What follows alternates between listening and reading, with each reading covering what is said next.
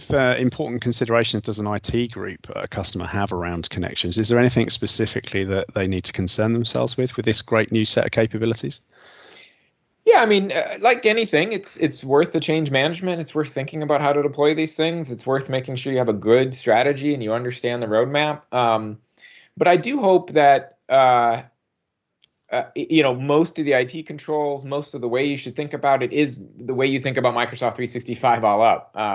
Viva is part of Microsoft 365. The controls that you already have, maybe you've already set, to sort of carry forward. And so there's definitely, like with deploying anything, good change management. But I do hope it gets to, well, not hope, I know it drafts behind all the security and management and all of that folks have put into Microsoft 365 all up. So connections in terms of supporting that CIO, that IT team, that knowledge management capability, how is it taking that intranet to the next step in terms of providing information where and how somebody needs it, especially on the front line? How do we see that evolution of knowledge management being supported in Viva Connections as well? Yeah, well, over time, you'll see more connection between Viva Topics and Viva Connections as well. And Viva Topics is certainly an incredible breakthrough. We have huge ambitions there to, write the book on how knowledge management happens in organizations in this decade. And that is obviously incredibly contextual and incredibly in the moment for when you need knowledge. And just like any other part of Microsoft 365, Viva Connections will benefit from that. If you have a topic on the homepage of Viva Connections, it will be highlighted and you'll get a topic card, and then you can link off to the dedicated topic page for that.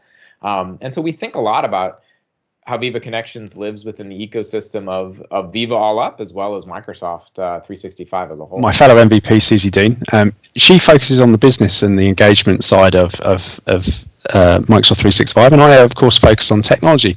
So do you think bringing together the communications team and the IT teams, what do they need to do to prepare for Viva Connections launch? What can they be doing now that gets them into a really great place for when Connections actually arrives in release?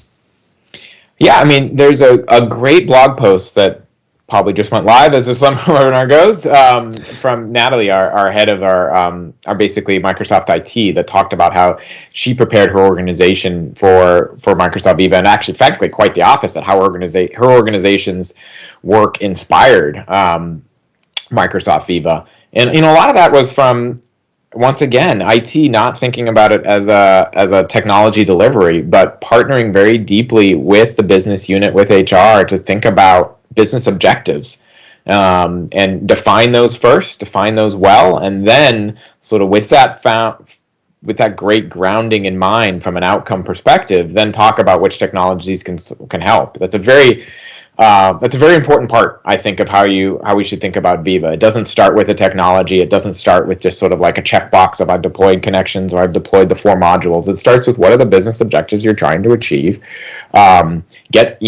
Get that aligned across IT and HR, and then we can start talking about how all these things come together. It goes back to that should be easy because we've designed it with solutions in mind first, and increasingly that will be more and more true as well.